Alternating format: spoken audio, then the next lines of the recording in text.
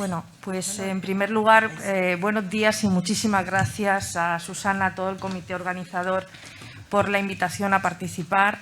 Desde luego que hablo en nombre de todas las personas que estamos aquí y algunas de las que no pueden estar aquí, pero que también participan. Es una alegría que cuenten con nosotros para poder mostrar nuestro trabajo y lo que, bueno, pues cada día estamos intentando hacer para mejorar la atención de las personas con acondroplasia y otros problemas de crecimiento en nuestra área de salud y en nuestra región. Pero que igualmente, como veremos, pues constituimos una unidad de referencia también a la que pueden asistir otros pacientes de otras comunidades autónomas. Yo no sé si tenemos la primera diapositiva. Hablaba Susana y quiero, mientras que ponen la diapositiva, decir que bueno, el recorrido de los componentes de este equipo es un recorrido heterogéneo, pero sin duda lleno de pasión y de ilusión por lo que hacemos. Hemos aprovechado la experiencia de muchos profesionales que han sido maestros nuestros y que están décadas trabajando en ello para intentar conciliarlo con, bueno, pues, con personas más jóvenes que se han incorporado al proyecto y que yo creo que al final lo que nos mueve es precisamente esto, el poder transformar un poquito la atención de las personas y mejorarle en la medida de lo posible la calidad de vida. Y eso es siempre pues, un placer y un motor que nos hace continuar. Pues bien, vamos a enmarcar. ¿Veis bien esto o yo me muevo de lugar? Porque, ¿sí? ¿Lo veis? Vale, perfecto. Pues entonces yo creo a ver que si podemos.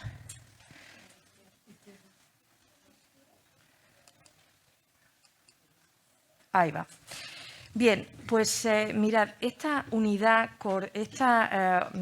de displasias óseas parte un poco de la unidad coordinadora asistencial de enfermedades raras que desde la sección de genética médica del Hospital Clínico Universitario Virgen de la Risaca de Murcia, que es un hospital de tercer nivel, pues se ha impulsado.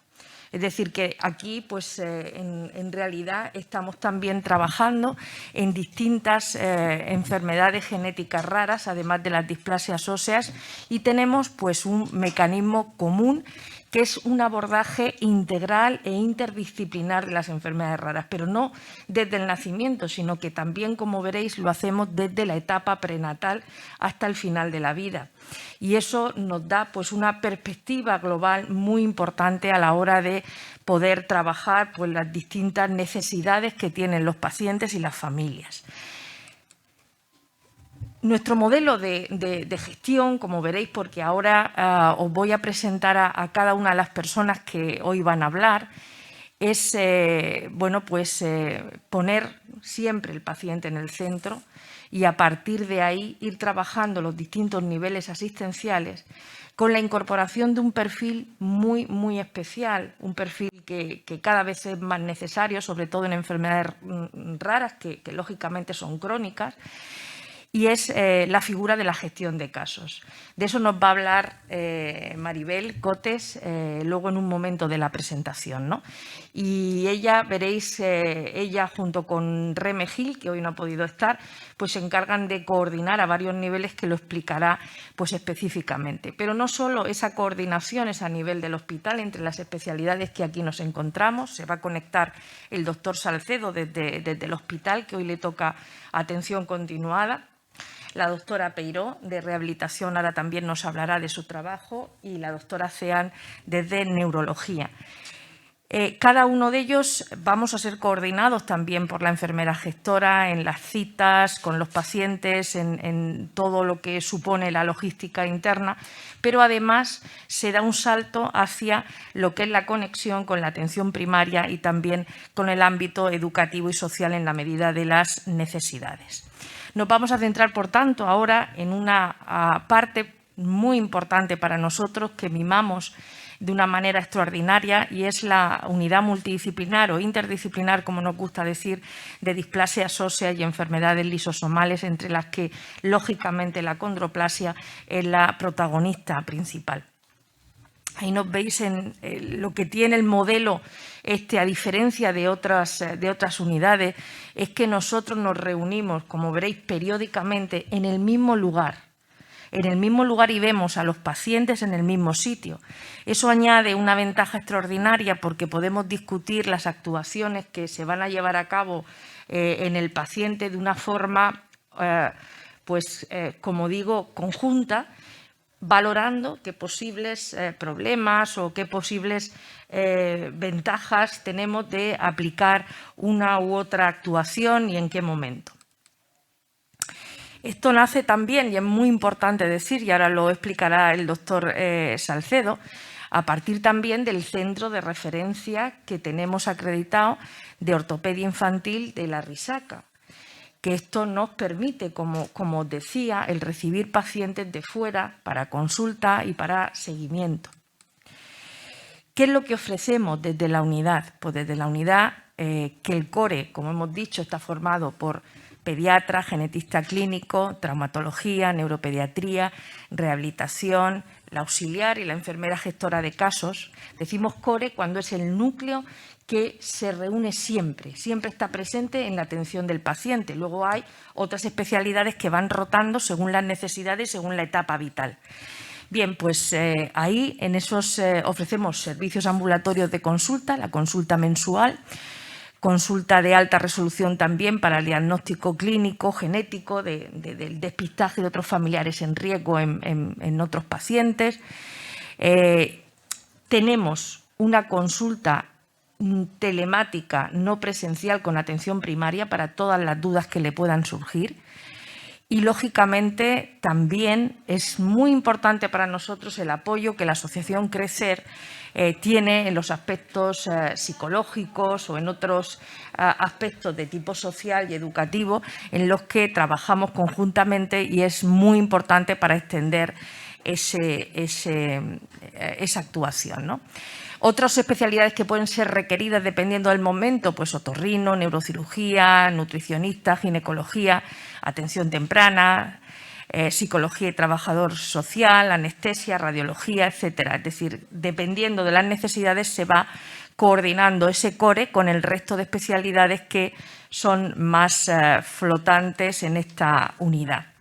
¿Cuándo comenzamos? Pues mirad, comenzamos en octubre de 2019 de esta forma. Antes trabajábamos, pero trabajábamos como habitualmente se hace en otros hospitales, es decir, que los pacientes iban acudiendo el día que le correspondía a cada una de las consultas que también estaban planificadas. Lógicamente no hemos empezado a trabajar en el 2019, pero que sin embargo lo que hicimos es coordinarnos, como digo, de esta manera para que la atención fuese al mismo tiempo con los pacientes.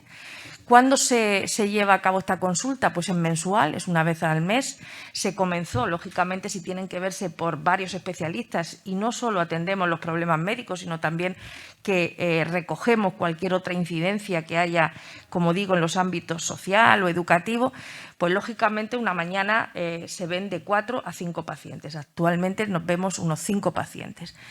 En total, como primera visita, desde el inicio, pues se han visto 35 pacientes, algunos ya se han revisado más de 5 veces y las personas que ahora mismo estamos siguiendo y con las que hemos comenzado fundamentalmente son con los pequeños con acondroplasia, que siguen sus revisiones mucho más frecuentes y vamos incorporando paulatinamente la población adulta a la que vamos llamando. Pero que también, como hay muchas personas adultas que el contacto con el sistema sanitario es desde hace muchísimo tiempo, os invito a que cualquier persona que bueno, pues en la infancia hubiese sido seguida en nuestro hospital y que haya perdido el contacto, pues que se ponga, ahora veréis, nuestros teléfonos y nuestra forma de acceder para que podamos recuperar esas revisiones en la etapa adulto que también son tan importantes. Y en total pues ya tenemos 73 visitas realizadas para nuestros pacientes. En realidad podemos ofrecer todo tipo de diagnósticos, desde el clínico al radiológico, bioquímico, enzimático, diagnóstico genético y además en algunos casos de displasia ósea no ocurre con la acondroplasia que tenemos afortunadamente un fenotipo clínico muy homogéneo y también genéticamente es de las enfermedades más fáciles de diagnosticar, pero existen otras displasias óseas más complicadas, algunas que todavía no se ha identificado ni siquiera cuál es el gen que lo causa, y para eso tenemos también el contacto con las plataformas de investigación nacionales y regionales, como es el Instituto Murciano de Investigación Biosanitaria y el CIBERES. Tratamientos, pues como ahora veremos, atención temprana, los tratamientos médicos, la rehabilitación, tenemos unidad de crónicos complejos, es decir, hay algunos pacientes, no sucede tanto con acondroplasia, pero otras displasias con otras consecuencias, algunas muy graves, pues necesitan una atención todavía mucho más minuciosa, más frecuente, y tenemos una unidad de crónicos complejos que se dedica a eso, equipo de hospitalización domiciliaria y también pues en casos más graves de cuidados paliativos. Disponemos de atención urgente. El doctor Salcedo ahora mismo está precisamente en la guardia en el hospital prestando esa atención urgente y son servicios pues, clínicos especializados de diagnóstico y tratamiento con tratamiento ortopédico especializado, 24 horas, quirófanos, paritorios para cualquier tipo de necesidad que se tenga en cualquier momento de la vida. Es importante decir que no solo atendemos a los pacientes que han nacido, sino que nos ocupamos de la familia. Nos ocupamos de la familia en el más amplio sentido, es decir, que si identificamos una enfermedad como la acondroplasia que tiene una base genética, ya sabéis que la mayoría, el 80%, nacen de padres con una estatura promedio.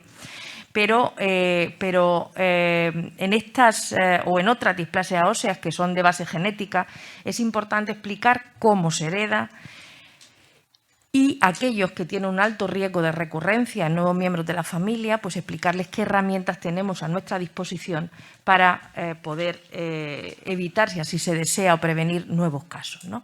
Entonces ofrecemos estudio de portadores, estudio prenatal, estudio genético preimplantacional para seleccionar embriones y todo eso en un marco de un proceso que se llama asesoramiento genético. Y eso es muy importante de cara a la prevención y a la salud pública. Además, pues participamos en investigación, como son los estudios de calidad de vida que hemos llevado a cabo con ayuda de la asociación y con otros miembros como es nuestra compañera Elena de investigación en la Risaca.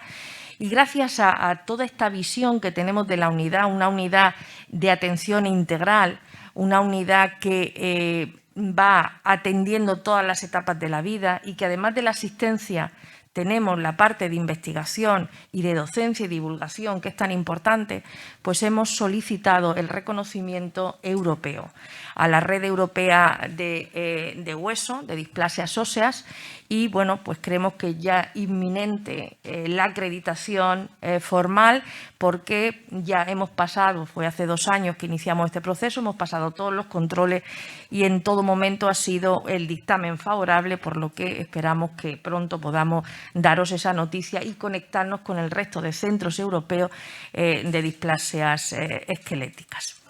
Y bueno, pues digamos que esto no lo he puesto para que lo leáis, pero sin embargo para comentaros que lo principal es poner a los pacientes y a la familia en el centro y según sus necesidades cada uno de nosotros ir pivotando para atender sus necesidades y atender lo mejor posible. Esta es la organización más o menos que nosotros presentamos desde la unidad multidisciplinar. Y quiero decir, pues también agradecer a... Yo hablo en primer lugar, pero veréis que ahora cada una de las personas que me acompañan lo harán. Y quiero agradecer porque evidentemente esto surge por el esfuerzo colaborativo de todos. Sin colaboración, sin pasión, verdaderamente no se puede continuar, porque a veces, aunque se cuente con el apoyo formal del servicio de salud, etcétera, pues es una manera de trabajar diferente que conlleva bastantes cambios a nivel individual en cada servicio. El tener citas conjuntas no es fácil, parece que puede ser fácil, pero no es fácil. Y al final, pues cada uno tiene que enfrentar diversos problemas en su servicio, pero logramos que, bueno, pues con pasión, con la ilusión de poder apoyar y de transformar la atención de todas las personas que tienen acondroplasia u otras displasias óseas y su familia, pues trabajamos con esmero y como digo, con mucha ilusión. Yo creo que ahora lo que vamos a hacer es pasar a hablar, si está la conexión, no sé si estará la conexión, ¿todavía no? ¿Podemos seguir? Bueno, pues entonces, si no está la conexión con el doctor César Salcedo, vamos a continuar con la doctora María Ángeles Peiró, que nos va a hablar desde la perspectiva del servicio de rehabilitación. Gracias.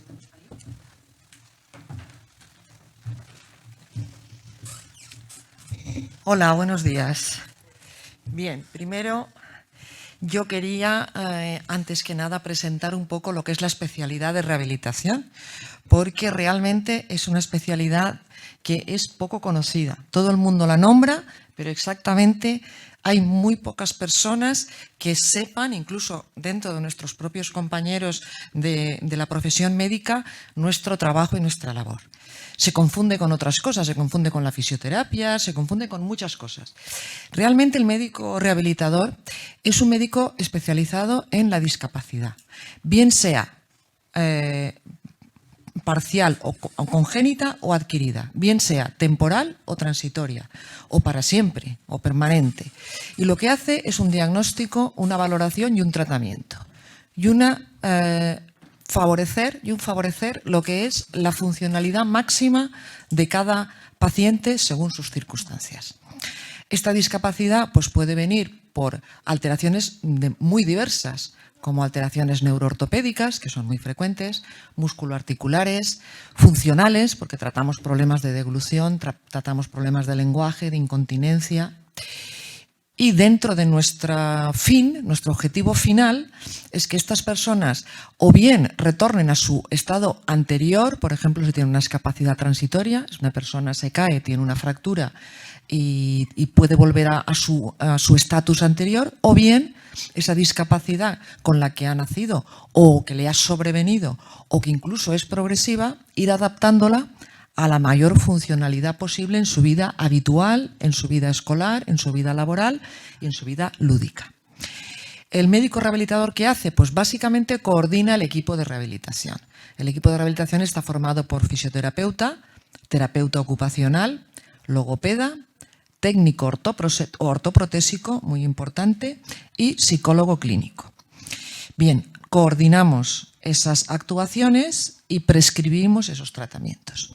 También últimamente tenemos una parte que quizá les interese un poquito menos en este caso, que es la rehabilitación intervencionista, en la que hacemos ya técnicas más dirigidas para el dolor, para la espasticidad, intervencionistas porque son técnicas ya invasivas, ¿eh? Pero bien, también lo hace el médico rehabilitador. Bien, y entonces en nuestra unidad multidisciplinar, ¿qué hace el médico rehabilitador? Pues bueno, básicamente coordinado con el cirujano ortopédico, en este caso con el doctor Salcedo y yo misma, porque nuestros campos se solapan en parte. Lo que hacemos es valorar la valoración articular pues general, clínica, radiológica, con las pruebas de imagen que necesitemos de nuestros pacientes, del paciente que tenemos delante. Hacemos una valoración de cómo está su tono muscular, su musculatura y su estado general. También valoramos en este caso, y sobre todo en la condroplasia, las alteraciones de alineación de los miembros, si los miembros inferiores o superiores están bien alineados o mal alineados. Detectamos y valoramos las alteraciones en el raquis, que luego veremos las más frecuentes. También valoramos la calidad y la eficacia de la marcha. El paciente camina, cómo camina y si de alguna manera puede caminar mejor en algunas otras patologías o en patologías más complejas. Adaptamos ortesis en el caso de que fueran necesarias. Ortesis, para quien no lo entienda, pues son aparatos ortopédicos, que algunas veces son necesarios. Desde una simple plantilla hasta un aparato de marcha largo o hasta una ortesis antiequino o hasta un corsé por una alteración en el raquis. Pues eso también es nuestra labor, adaptar ese tipo de aparatajes. Y en el caso de que el paciente necesite una ayuda técnica para la deambulación, pues se busca la mejor. Por ejemplo, pues si necesita un bastón, si necesita un andador, qué tipo de andador, qué tipo de muleta, o si no puede desplazarse autónomamente y necesita estar posicionado en silla de ruedas, pues hay que buscarle esa silla de ruedas que esté bien posicionado en ella y que le sea la más útil para sus desplazamientos. Y otra cosa que también hacemos, y esto sí que estamos íntimamente relacionados con el cirujano ortopédico, pues es la recuperación tras la cirugía ortopédica. Evidentemente, hay algunas cirugías, sobre todo en la acondroplasia, que son sencillas, pero hay otras en otras patologías que son muy complejas, ¿eh? Entonces, estas cirugías requieren de un postoperatorio en el que haya una gran coordinación entre el cirujano y el rehabilitador, junto con todas las técnicas que tiene rehabilitación, para darle al paciente la máxima funcionalidad después de esa cirugía. Bien. ¿Cómo hacemos las valoraciones? Pues las valoraciones musculares se hacen con método manual. La valoración articular la medimos habitualmente en cada consulta. Vemos si hay limitación de las articulaciones, limitación de movimiento, y lo ponemos en su historia clínica porque es muy importante ver qué limitación tiene el paciente y sobre todo si esa limitación aumenta o no. Entonces eso lo vamos reflejando medido objetivamente con un sistema que es el sistema goniométrico. Vemos las alteraciones de miembros inferiores. Sobre todo los valgos y varos, que es lo más frecuente, o sea, las piernas en X o las piernas en paréntesis, que se dice, que en la acondroplasia pues son en paréntesis, pero que en otras enfermedades pues son en X. Valoramos qué grado tiene, tanto clínico como radiológico, y vemos qué podemos hacer y en qué momento tenemos que decidir que eso es quirúrgico, o no es quirúrgico o es conservador. Esas son las decisiones que tenemos que ir tomando. También hacemos una valoración del raquis. La columna es importante y debemos valorar las 3 alteraciones fundamentales que pueden aparecer, que son la hipercifosis, que es la excesiva curvatura en el raquis torácico, la escoliosis, que son las desviaciones laterales, y la hiperlordosis, la excesiva curvatura lumbar, cosa que es típica de la acondroplasia. Eso lo vemos clínicamente. Lo podemos medir en grados clínicamente y en el momento en el que sea necesario, pues pedimos radiologías para estudiar específicamente esas alteraciones, qué grado tienen, si tienen progresión o no y en qué momento precisan de algún tipo de contención o de tratamiento. También valoramos la pisada, la huella plantar. La huella plantar también puede estar alterada de muchas maneras y lo que hacemos es verla clínicamente mediante un sistema que es el podoscopio, que es un sistema de espejos en el que se ve la pisada, un sistema muy sencillo, clínico, pero que es bastante eficaz, y si necesitamos, pues hacemos peticiones radiológicas convenientes. ¿Cuáles son las alteraciones más frecuentes que vamos a ver en el caso concreto de la acondroplasia? Pues una de ellas, que aparece desde muy pequeñitos, es el genúvaro, ¿no? Las piernas que se llaman en paréntesis. Bien, este genúvaro pues tenemos que decidir, y eso lo vemos y lo exploramos siempre, doctor Salcedo y yo, si es real, o sea, si es un genúvaro estructural, osteoarticular, o si es simplemente un genúvaro por laxitud. Los niños con acondroplasia, cuando son muy pequeñitos, tienen los tejidos muy laxos, tienen, para entendernos, una elasticidad excesiva. Entonces, muchas veces ese varo es simplemente por elasticidad excesiva, sin deformidad. Y ese varo por elasticidad pues suele ir mejorando conforme el niño crece, porque en todos los pacientes con acondroplasia, pero en todas las personas que no tenemos acondroplasia ni ninguna otra alteración, conforme nos hacemos mayores, la laxitud y la hipotonía disminuye, ¿eh? Entonces, eso es una cosa que va curando ese genúvaro que tiene el origen en la laxitud. Si el genúvaro es real y si es osteoarticular, pues muchas veces precisa de pequeñas intervenciones quirúrgicas, que además dan unos resultados excelentes últimamente. Tenemos que vigilar también en el raquis, sobre todo la lordosis, la hiperlordosis, esa forma curva tan importante que aparece en la zona lumbar, no tanto por el problema a corto plazo en un niño pequeño, sino por el problema a largo plazo en un adulto, porque eso produce un sufrimiento en las últimas vértebras lumbares y primera sacra, con alteración de los discos y con posibles lesiones dolorosas en la edad adulta. Entonces, averiguamos siempre, medimos, para no hacer tanta radiografía, porque el problema de valorar un raquis, una hiperlordosis radiológicamente, es que la radiación en una radiografía lateral de raquis es muy alta. Entonces, no podemos estar haciendo a los niños radiografías constantemente. Lo hacemos con una medición externa y en el momento que veamos algún signo de alarma, pues entonces pedimos ya una valoración radiológica, ¿eh? En el caso en que la lordosis sea leve, pues lo que se hace son tratamientos conservadores.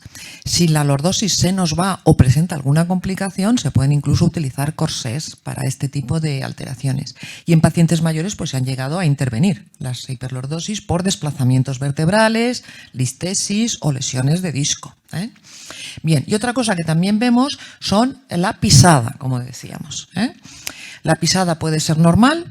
Puede ser la pisada en pie en pronación, que es el pie hacia afuera, que se da en muchas alteraciones con hipotonía, pero en la acondroplasia no es lo que solemos ver. Lo que solemos ver es una pisada al revés, una pisada en supinación, que quiere decir que sería esta última, vista desde atrás, esta última. El tobillo y el pie mirando hacia adentro. Si esta pisada es patológica y no es por hipotonía, si vemos esta pisada, pues podemos corregirla, porque además esta pisada suele darse con el genuvaro, con lo cual la mayoría de las veces, si mejoramos esa pisada y además tenemos genuvaro, pues vamos a mejorar la alineación del miembro inferior. Otras veces el genuvaro es laxo y la pisada es normal, por lo tanto no debemos corregir absolutamente nada, ¿no? Pero es una cosa que tenemos que tener en cuenta. Pueden haber muchas alteraciones, pero estas tres las he traído porque quizá es lo habitual, lo que vigilamos siempre porque son las alteraciones más corrientes. ¿Y qué recomendaciones puedo dar en general? Porque no estamos hablando de un caso específico. Nos han pedido una visión general para que ustedes nos conozcan y sepan lo que hacemos. Entonces, ¿qué recomendaciones generales podemos dar? Lo primero, en acondroplasia hay que controlar el sobrepeso y la obesidad. Eso es fundamental. Son articulaciones dañadas y en el momento en el que hay sobrepeso y obesidad estamos añadiendo otro factor de alteración articular. Por lo tanto, en eso tenemos que ser estrictos. Hay que hacer actividad física. La actividad física es el mejor tonificador y potenciador de la musculatura. Los niños deben tener actividad física, la que quieran, la que les guste y la que para ellos sea de mayor adherencia. A mí me gustaría lanzar un mensaje. Hay que desmedicalizar lo que es el mantenimiento muscular de los niños. O sea, los niños que tienen acondroplasia o los jóvenes que tienen acondroplasia no tienen por qué estar pendientes de un fisioterapeuta para su tonificación muscular. Su tonificación muscular, su potencia muscular, se obtiene de la misma manera y de una forma mucho más agradable para ellos, mucho más inclusiva, mucho más gratificante practicando deporte. Si tienen lesiones o tienes alteraciones, entonces se atenderá médicamente. Pero no por sistema pensar que el niño debe estar asistiendo a sesiones, no sabemos exactamente por qué ni para qué. Nosotros los rehabilitadores trabajamos con objetivos. En un momento determinado podemos tener un objetivo para ese niño y en ese momento podemos poner todas nuestras armas terapéuticas para lograrlo. Pero en otro momento lo único que necesita ese niño es mantenimiento, como cualquier niño, tenga acondroplasia o no la tenga, que es mantenimiento de su función muscular, de su peso, de su actividad, para tener buen tono, buena elasticidad y buena potencia muscular. Pues eso lo que se indica hoy por hoy es apartarse un poco de la medicalización e ir hacia la actividad física en los niños, participativa y en equipos, para que tengan esa adherencia que lo otro no proporciona. El equipo, relacionarse con otros, el tener vivencias comunes, produce una adherencia al ejercicio que el estar repitiendo ejercicios exclusivamente sin objetivo no provoca. Y luego, sí es una cosa muy importante que a mí me gustaría que el niño desde pequeño y el joven aprenda a controlar, que es la hiperlordosis. Esta hiperlordosis, la vemos aquí, que es esa curvatura típica de la acondroplasia, produce que la pelvis se vaya en anteversión, se va hacia adelante. Entonces, como la pelvis se va hacia adelante, los músculos flexores de cadera, los músculos que hacen que doblemos el muslo hacia arriba, se quedan muy cortitos. El psoas sobre todo. Entonces, ese músculo queda corto, la pelvis está volteada hacia adelante y cada vez es más corto, con lo cual cada vez tenemos más hiperlordosis, porque si no nos iríamos de cabeza. Entonces, para no ir hacia adelante, la columna empieza a ir hacia atrás y la hiperlordosis aumenta. ¿Qué hay que hacer para eso? Pues muy sencillo, hay que hacer estiramientos. Lo mismo que una persona que tiene tendencia a la gingivitis tiene que cuidar sus encías y sus dientes, una persona que tiene tendencia a la hiperlordosis debe cuidar esa parte muscular y desde pequeñitos deben aprender a hacer sus estiramientos de los flexores de cadera y sus ejercicios de borrar la lordosis para evitar las presiones posteriores. Y que esa lordosis, que es típica y que la mayoría de veces, si se controla, no va a dar ningún problema, no vaya aumentando progresivamente con el tiempo por esta falta de cuidados. Esto lo debe aprender el niño desde pequeño y debe ponerlo en su rutina diaria de ejercicios. Y esto es lo que yo les quería contar. Me imagino que luego habrá preguntas si las hay, pero vamos, esto es básicamente lo que hacemos en la unidad. Qué cosas más frecuentemente vemos y cómo las exploramos y las recomendaciones que damos, que son útiles yo creo que para todos. Ya hay casos específicos en los que esos casos específicos pues ya tomamos unas decisiones más concretas.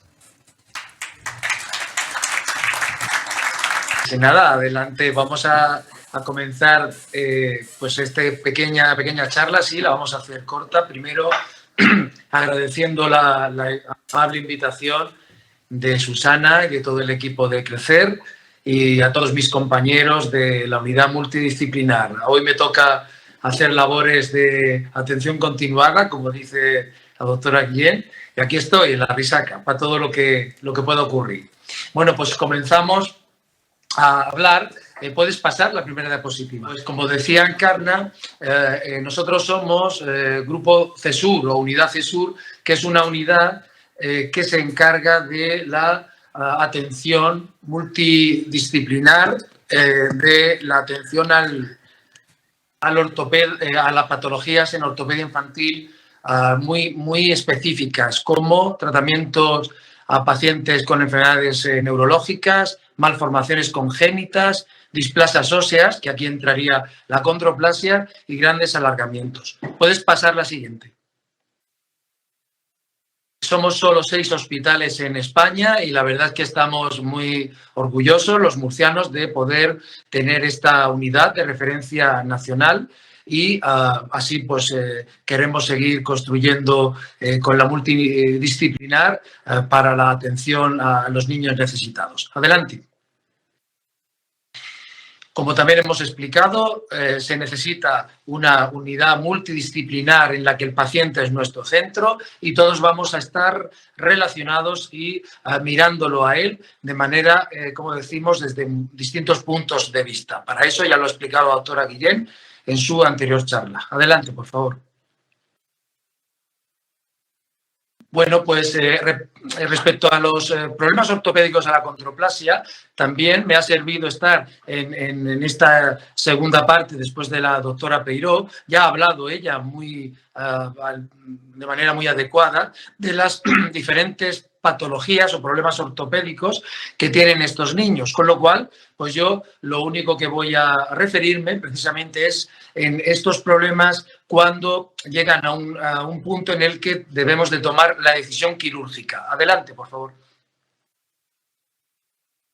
Por lo tanto, es muy adecuado tomar primero un diagnóstico correcto y conocer, por supuesto, las técnicas quirúrgicas y las posibles complicaciones. Para esto, la unidad multidisciplinar es muy importante, puesto que, como se dice en el argot más natural del mundo, 4 ojos ven más que 2, pues 6 más que 2, o 6 más que 4, 8 más que 6.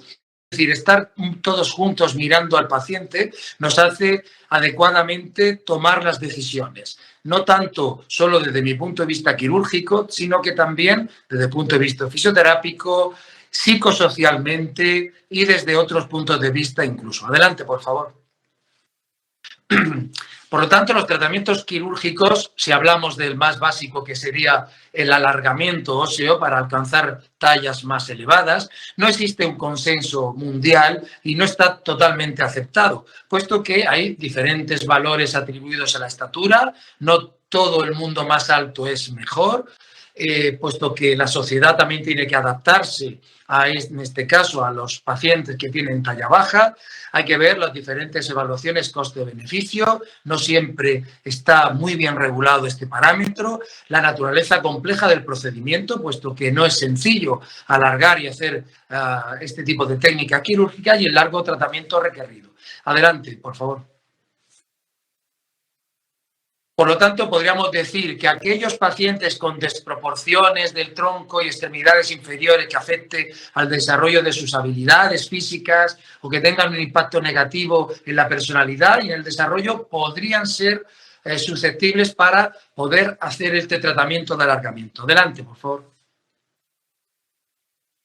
Pero muy importante la valoración psicológica, la personalidad, el entorno familiar es muy importante para tomar estas decisiones quirúrgicas. Adelante. Hay que informar de la duración del tratamiento, de las posibles complicaciones, del dolor que va a sufrir el proceso de alargamiento, los riesgos inherentes a la cirugía y posteriores al mismo y operaciones secundarias que pueda haber y que podemos observar a lo largo de las revisiones que vamos teniendo en estos pacientes cuando se van haciendo más mayores. Adelante, por favor. Por lo tanto, podremos corregir deformidades angulares muy severas con técnicas de osteotomía, podemos corregir las contracturas de flexión de cadera mediante tenotomías, corregir las hiperlordosis lumbares con otras técnicas más importantes de cirugía de columna y mejorar la talla baja provocando o produciendo alargamientos óseos para mejorar también las funcionalidades del miembro superior, que también a veces son bastante olvidadas. Adelante, por favor. Y ya, pues para hacer alguna imagen clínica, pues ver que efectivamente partimos de la base de cirujanos antiguos que optaron por los tratamientos con fijación externa circular, alargamientos con este tipo de aparatos. Adelante. Más modernos son los fijadores que son hexápodos, que se controlan por ordenador y que nos dan mejores resultados. Adelante. Y también nos hacen investigar otras técnicas como los clavos centromedulares que pueden ayudar a no tener tantas complicaciones como tenían los métodos antiguos. Adelante. Que son los clavos de alargamientos autoexpandibles, como este caso, el clavo Precise o el clavo Fitbone. Adelante, por favor. Que en este momento se están ya haciendo sucesivas y numerosas intervenciones y parece que efectivamente las grandes series son mejores toleradas por los pacientes. Adelante. Aquí tuvimos ya el placer de operar a niños que necesitaban el alargamiento mediante fijación externa monolateral y como este caso. Adelante. O también hemos logrado hacer alargamientos con los clavos electromagnéticos también, como en este otro caso. Adelante, por favor. Son técnicas que los clavos de alargamiento permiten hacer un control menos doloroso, no producen contracciones articulares tan importantes, menos infecciones y, como decimos, mejores en las series largas con mejores resultados a largo plazo. Adelante, por favor. Como en este caso, como vemos en un ejemplo. Adelante, por favor. Y bueno, pues ya voy terminando. Agradecer a todo el equipo de la Asociación Crecer, este gran apoyo que nos hacemos de manera recíproca con la unidad multidisciplinar, con ellos y con sus pacientes, para sentirnos arropados en todas las vertientes. Adelante, por favor. Y quisiera terminar diciendo que el año que viene, si Dios quiere y la pandemia lo permite, en junio del año 22 haremos el 15º Congreso Nacional de la Sociedad Española de Ortopedia Pediátrica. Y como novedad vamos a hacer un encuentro con las familias de pacientes afectos con enfermedades raras del aparato locomotor y podremos contar con la Asociación Crecer, si ellos quieren, por supuesto, para poder hacer esta imbricación desde todas las vertientes para la mejora de los pacientes afectados de enfermedades raras del aparato locomotor. Os esperamos el año que viene, en junio del 22. Muchas gracias.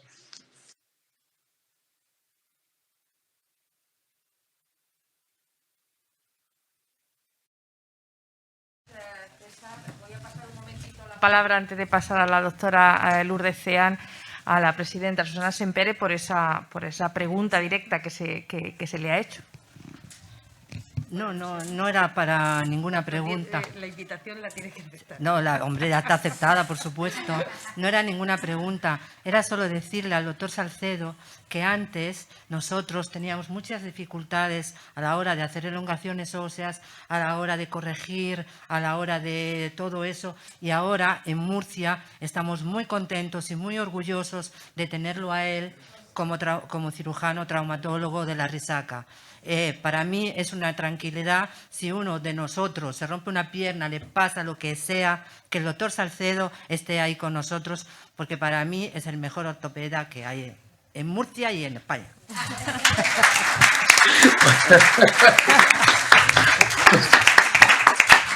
Bueno, aunque estén lejos, ha sentido el calor, ¿no?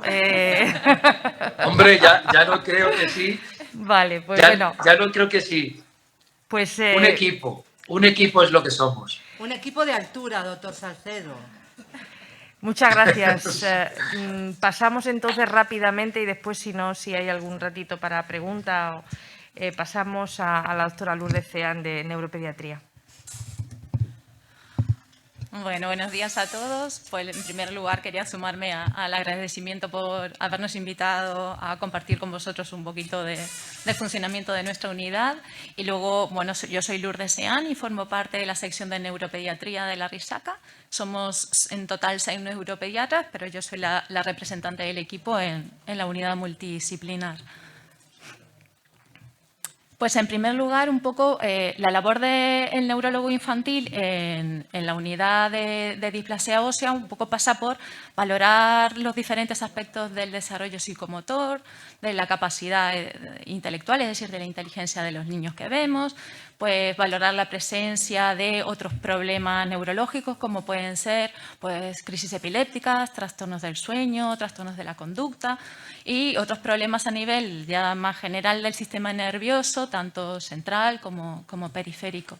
Y en concreto en acondroplasia, pues sobre todo, pues nosotros a través de la valoración clínica, es decir, tanto de la información que nos proporcionáis los papás como lo que vemos en la consulta, pues realizamos la valoración del desarrollo psicomotor, comparándolo con la información, con los conocimientos que tenemos que han salido de diversos estudios internacionales, de registros, y comparamos nuestro patrón de desarrollo, es decir, cómo el niño va adquiriendo la madurez para sus capacidades motores, es decir, cómo se mueve, para las capacidades del habla, cómo se relaciona con el entorno, cómo se relaciona con los demás niños, y los comparamos con estos estándares. Sabemos que los niños con acondroplasia, pues con mucha frecuencia, pues van a presentar un retraso en el desarrollo de la parte motora, tanto del movimiento más grosero como de la motricidad fina,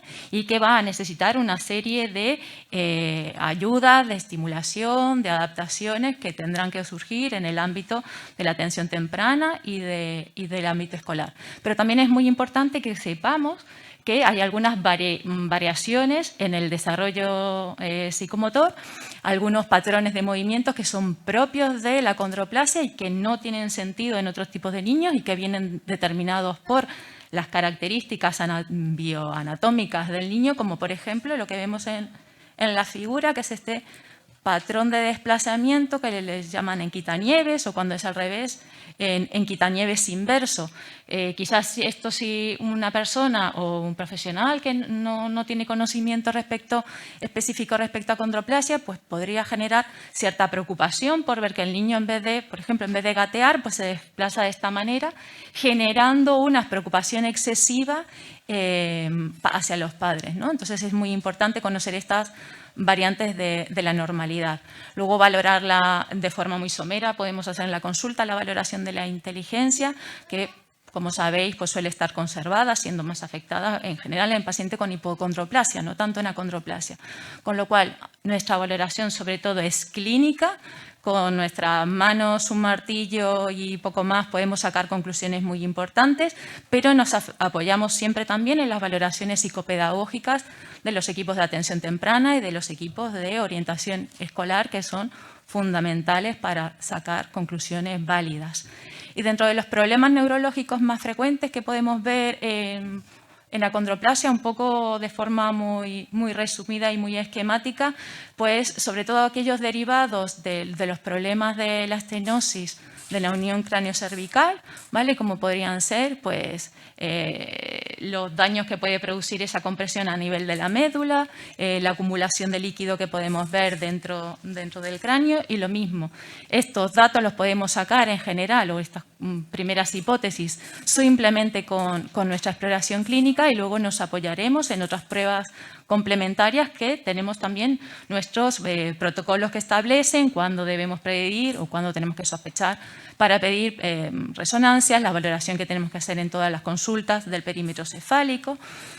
De la misma forma, nosotros siempre os preguntaremos episodios que puedan surgir, episodios bruscos que llamamos de forma general, paroxísticos, que aunque las crisis epilépticas como tal, también es verdad que no son lo característicos de la acondroplasia, sino más bien de la hipocondroplasia, pues otro tipo de episodios como las apneas, que lo he puesto ahí un poco en medio porque tienen muchas causas entre ellos, pueden venir de problemas a nivel de compresión del tronco, y que es muy importante que determinemos y para poder ver si es necesario hacer otras exploraciones como la polisomnografía, que es esa típica prueba que os dicen del sueño, o electroencefalogramas, con lo cual también, una vez más, como veis, tanto para la valoración, para el diagnóstico o para el tratamiento, nos apoyamos en otros muchos profesionales que no están en el core de nuestra unidad, pero que son fundamentales, como es el neurocirujano, el neurofisiólogo, el radiólogo, ya sea de adultos, infantil, los médicos rehabilitadores, porque al final de esta compartir estos conocimientos, de este compartir diferentes puntos de vista, es como logramos de esta forma interdisciplinar, pues llegar a ofrecer una mejor calidad a la atención de nuestros pacientes, que al final es el fin último de nuestro trabajo. Y un poquito eso es lo que os quería contar.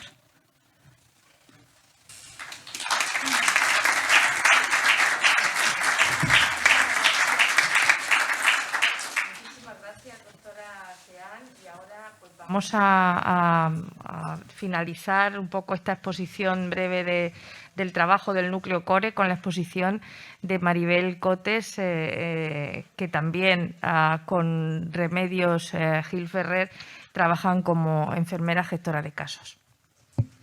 Buenos días a todos. Me sumo al agradecimiento por haber sido invitados a este congreso y os voy a contar de manera bastante breve cuál es nuestra función en esta unidad. ¿Qué es la gestión de casos sanitaria? Pues es un modelo de intervención sociosanitaria que está dirigido a personas que tienen enfermedades complejas, que son largas y que tienen múltiples patologías. Estos pacientes requieren ser atendidos en diferentes ámbitos de asistencia por diferentes agentes y requieren de diferentes y múltiples recursos. Como ya antes ha indicado la doctora Guillén, el centro de atención siempre será el paciente y nos referimos a la paciente junto con la familia, siempre. Los puntos claves de esta gestión serán el trabajo multidisciplinar o interdisciplinar, la continuidad asistencial y una atención holística biopsicosocial. Y algo que muy frecuentemente se olvida y es la toma de decisiones compartida entre todos estos profesionales.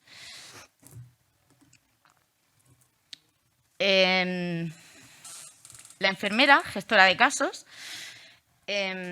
facilita los servicios sanitarios y sociosanitarios, es la encargada de eso. De esos servicios que deben cubrir las necesidades de la población diana, que es estos pacientes con enfermedades complejas, de larga duración, etcétera. Evita duplicidades y, por tanto, mejora la calidad y efectividad de los resultados clínicos. Ofrece una continuidad asistencial y facilita la coordinación entre los diferentes profesionales y los diferentes niveles. Por tanto, por todo ello, se convierte en el referente y guía del usuario a lo largo del proceso asistencial.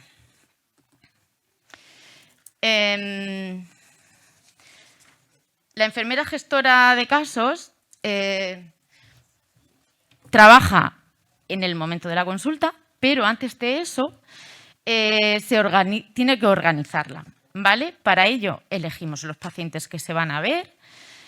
En el caso de esta consulta, pues estamos hablando de personas con displasias óseas complejas que necesitan la actuación de los diferentes profesionales y el uso de diferentes recursos.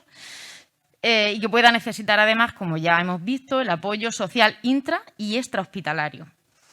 En esta consulta, como ya se ha hablado anteriormente, se empezó como una prueba piloto con niños con acondroplasia, ya que eran los que estaban bien identificados y además había pautas, se conocían pautas de cómo hacer esa asistencia. El segundo punto es reunir los profesionales que serán necesarios. Nos ponemos en contacto con ellos y les indicamos la fecha y hora de la consulta.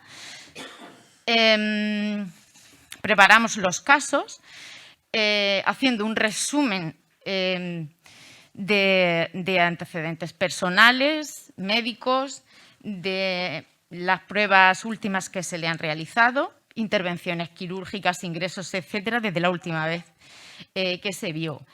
Y preparamos también las siguientes citas. Para las siguientes citas seguimos esta tabla que está considerada por diferentes hospitales y clínicas especializadas la más adecuada. Ahí indica, según la edad, qué especialistas deben estar presentes y, por supuesto, esto se personaliza. Si hace falta algo diferente, según el caso del paciente, pues se tiene en cuenta siempre, claro. Durante la consulta, antes de recibir a los pacientes, presentamos el resumen de cada caso al equipo interdisciplinar. Después recibimos a la persona, la pesamos, tallamos, etcétera. Y durante la consulta vamos anotando todo lo hablado, que estas anotaciones son médicas, las pruebas que hacen falta y también las necesidades de cada paciente que nos pone en conocimiento para poder solucionarlas. Después de la consulta, justo después, entregamos la cita para la siguiente revisión a los pacientes. Si tienen ese mismo día otras consultas fuera del core este que hemos hablado de nuestro equipo, los acompañamos o los acompañamos a realizar otras pruebas. Gestionamos la unificación de diferentes consultas o pruebas que se hayan solicitado para que se unifiquen y permita que el paciente vaya las menos veces posible al hospital. Rellenamos un formulario que tenemos en el programa del hospital que se hizo específicamente para esta unidad. En él se hacen constar todas las pruebas que se han solicitado, la evolución de cada uno de los profesionales, las revisiones siguientes, algún aparato ortopédico o alguna adaptación, y así también como los profesionales que tendrán que estar presentes en la siguiente revisión. Sí, aquí tenemos un una muestra del formulario que rellenamos, ¿vale? Donde consta todo. No se puede ver entero, es una foto ahí del... Además, contactamos, si es necesario, con otros niveles de asistencia, alguna necesidad social, educativa, psicológica. Intentamos poner en contacto a la familia para solucionar el problema o incluso, si está dentro de nuestras capacidades, pues intentar solucionarlo o acelerar la solución nosotros mismos. Por ejemplo, tuvimos un caso de un niño con una porfiria eritropoyética, o tenemos, mejor dicho. En este caso está contraindicado que le dé el sol directo. Pues la madre quería que en el parque que hay cerca de su casa tuviese una sombra para poder salir al parque y no lo conseguía. Entonces nos pusimos en contacto con las concejalías de salud y urbanismo y se aceleró el proceso para conseguir su sombra en el parque. Y bueno, pues esto es lo que hacemos nosotras en la unidad multidisciplinar, un resumen. Y bueno, pues nos tenéis de referencia a mi compañera Reme y a mí, y ya sabéis dónde encontrarnos. Y bueno, ahí os dejo el teléfono de la unidad y el correo electrónico. Muchas gracias.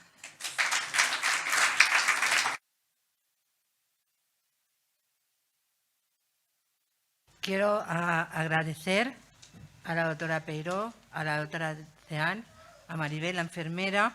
Antes he felicitado al doctor Salcedo porque él se iba y no he podido hacerlo con ella, si la doctora Guillén. Ya lo mismo que le he dicho al doctor Salcedo, tener achondroplasia en Murcia es muchísimo más fácil que en otras comunidades. Lo siento por los que me están viendo, no de otra comunidad, pero es lo que los que necesitéis alguna ayuda de Murcia, gracias al CESUR, podéis pedirla. Tenemos el equipo mejor. No, Lo sentimos. Hay muchos. Bueno, yo tengo que vender el mío. Bueno, no sé si hay tiempo para alguna pregunta. Sí, hay un minutito para una pregunta. Dice Julio que no, pero una sola pequeña. Una sola pequeña. Un momento, Susana. ¿Qué? Hola, buenas. A ver, yo quería preguntar, porque en el grupo, en el foro que comentamos de adultos, muchas veces hay compañeros que, claro, que quieren, por ejemplo, que tienen problemas de espalda y que quieren ir ya directamente al neurorehabilitador, o al neurocirujano. Entonces, es que, claro, vosotros, desde atención, por lo menos yo vivo en Aragón, ¿no? Entonces, desde atención primaria, el médico de cabecera, pues con una interconsulta puede pedir o bien a un rehabilitador, o un poquito para orientar a los compañeros un poco cómo se podría hacer de la forma más idónea, porque claro, un neurocirujano es una alta especialidad, que no es decir yo quiero ir al neurocirujano. Es que, Bueno, vamos a ver. un poquito encaminar a los compañeros. ¿Se me oye? ¿Se pone aquí ahora? ¿Ya? ¿Ahora sí? Bueno, vamos a ver. Un problema en una espalda inicialmente nunca es quirúrgico. Eso inicialmente. Eso no quiere decir que después lo sea, ¿eh? Lo que hay que hacer es una valoración de ese problema. ¿Qué es lo habitual? Bueno, pues entiendo esa derivación de primaria a neurocirugía porque eso es un conflicto que hay en todas las comunidades. O sea, realmente aquí también pasa. Quiero decir, es como un bucle, ¿eh? Hay médicos de primaria que remiten a traumatología y médicos de primaria que remiten a neurocirugía directamente. Y ambos, traumatología y neurocirugía, luego remiten a rehabilitación. O sea, ¿qué es lo que suele ocurrir? Con lo cual se hace un bucle un poquito fuera, o sea, que lo que hace el paciente un poco es ir de aquí para allá, ¿eh? Eso quizás sea una labor de concienciación de primaria que inicialmente los problemas de espalda se tienen que valorar si son quirúrgicos o no. Y se tienen que hacer y se valorar primeramente en el servicio de rehabilitación, que aparte de la fisioterapia que todo el mundo conoce, hay otras técnicas un poquito más invasivas, pero no tan invasivas como una cirugía de raquis. Y eso se puede adaptar, claro, hay que valorarlo. Necesitará estudios complementarios, necesitará estudios radiológicos, estudios de resonancia, ver si hay lesiones neurológicas. Cuando hay una lesión neurológica o un alto riesgo de lesión neurológica, eso es quirúrgico, pero si no es así, no lo es. Claro, el problema todavía es más difícil cuando esa persona adulta tiene otro problema ya de siempre, como es la condroplasia. ¿Por qué? Pues que probablemente el médico de primaria desconoce la columna de la persona con la condroplasia, pero es que a lo mejor un rehabilitador general también. Quizá lo que tendríamos que hacer es intentar concienciar a los médicos, a los profesionales, que no todas las columnas se comportan igual. O sea que una cosa es la columna de una persona que tiene una alteración y no tiene nada detrás, y otra cosa es una persona que tiene una condroplasia y que tiene una historia. Yo lanzaría el mensaje que inicialmente cualquier problema de espalda debe ir a un tratamiento conservador. Y desde la consulta de rehabilitación, agotadas las posibilidades conservadoras, ortésicas o incluso, que ahora se hace muchísimo, yo no lo hago, pero mis residentes jóvenes muchísimo, que hacen intervencionismo, después de eso ya viene la última opción, que es la opción quirúrgica, que en algunos sitios lo hace traumatología y en otros sitios lo hace neurocirugía. Muchas veces es indiferente. O sea que ese sería el circuito lógico. El problema es el bucle que se suele dar. En Aragón, para ir a neurocirugía se trata en comisión los traumatólogos con los neurólogos. Como un equipo multidisciplinar como el que tienen ustedes, pues que lo tratan el caso y entonces de ahí emiten un informe que deriva, porque también para no colapsar todo. Otro servicio, Claro, evidentemente. si vas dando vueltas se colapsan y encima el paciente no está visto.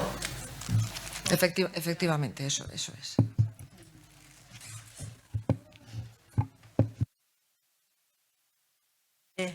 Vamos a